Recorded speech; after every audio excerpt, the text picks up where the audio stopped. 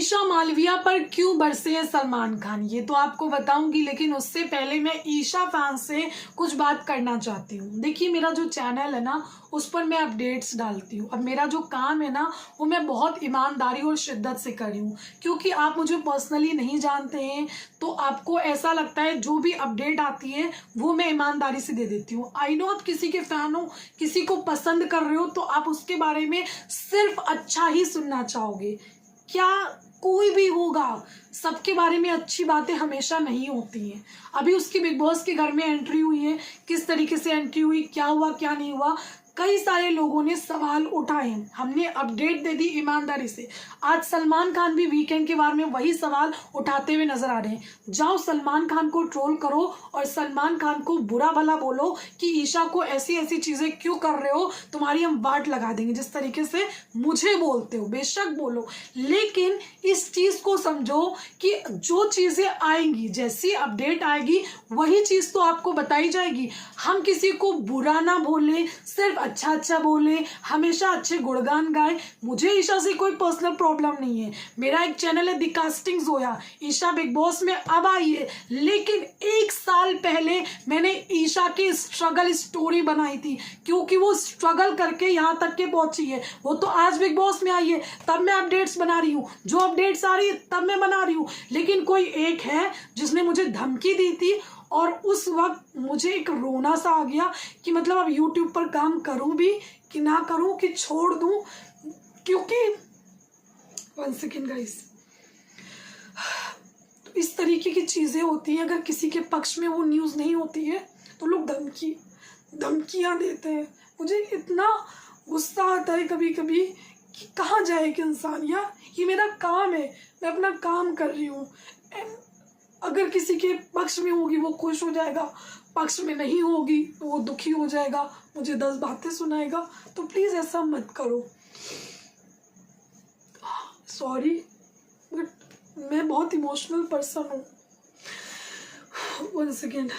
तो यहाँ पर सलमान खान, जो कि प्रीमियर नाइट में चीज़ें हुई थी, उस वक्त भी सलमान खान के सामने भी जो ईशा एलिगेशंस लगा रही थी, जो एलिगेशन था फिजिकल वायलेंस का, ये एक बहुत बड़ा एलिगेशन है। यहाँ पर ईशा की जो उम्र है, आई नो बहुत कम है, वो कम उम्र में रिलेशनशिप में आई, फिर उनका ब्रेकअप हुआ। मैं चीज़ों को समझती हूँ, एज अ पर्सन मैं बहुत अच्छे से चीज़ों को समझ सकती हूँ। मेरा वो वाला चैनल नहीं है कि चाट मिर्च मसाला लगा करके हेलो नमस्कार फलाना ने ये किया, ढमकाने ने किया, ये नहीं है। हम जो चीज़ें हैं वो बताएंगे, और मेरा कोई ओपिनियन है ना तो वो कहूँगी कि दिस इज़ माई ओपिनियन, ये मेरा ओपिनियन है, मेरा सोचना है। आपका क्या सोचना है हमेशा पूछती हूँ कि आप क्या सोचते हो, कमेंट करके बताओ, हमेशा बोलती हूँ।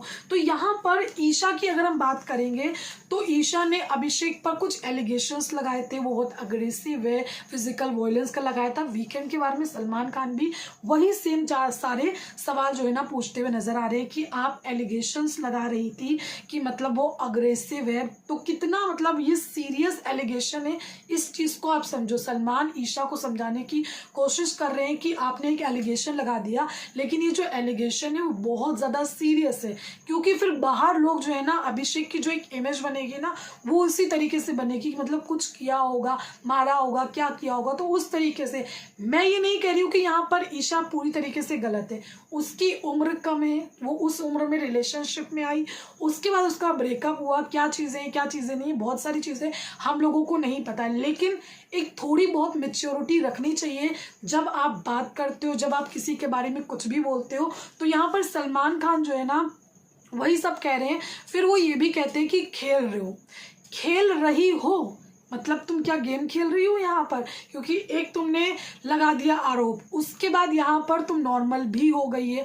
और आज हमने जो ईशा का कन्वर्सेशन सुना है, वो अभी भी उसको लगाव है। देखो, लगाव जो होता है ना एक बंदे से, अगर आप किसी को चाहते हो तो वो लगाव खत्म नहीं होता है। तो ईशा यहाँ पर गलत नहीं है, स्पेशली वो बंदा जो कि आपको 24 घंटे दिख रहा है, तो उससे थोड़ा सा दूर रहना मुश्किल होता है। जिसके बाद ईशा जवाब देती है कि मैं कंप्लीटली डिटैच नहीं हो सकती उससे। अब जाहिर सी बात है वो नहीं हो पाएगी, वो अपना पक्ष रख रही है। साथ ही अभी यहाँ पर जो पहला आया है उसमें यहाँ पर सलमान खान उनको समझाने की कोशिश कर रहे हैं।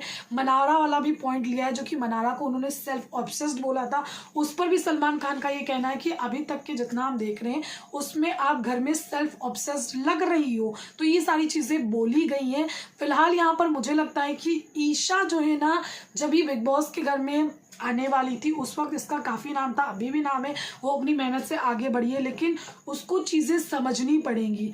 आप जो जैसा दिखाओगे वो वैसा दिखेगा, यहाँ पर जैसा आप खेल खेलोगे वैसी चीज़ें लोग समझेंगे। तो यहाँ पर ईशा को अंडरस्टैंड करना पड़ेगा गेम को, थोड़ा सा मैच्योरिटी दिखानी पड़ेगी अपने गेम में। और जो आप बोल रहे हो ना, वो आपने बोल दिया लेकिन उसका इफ़ेक्ट होता है, उसके बारे में भी सोचना पड़ेगा।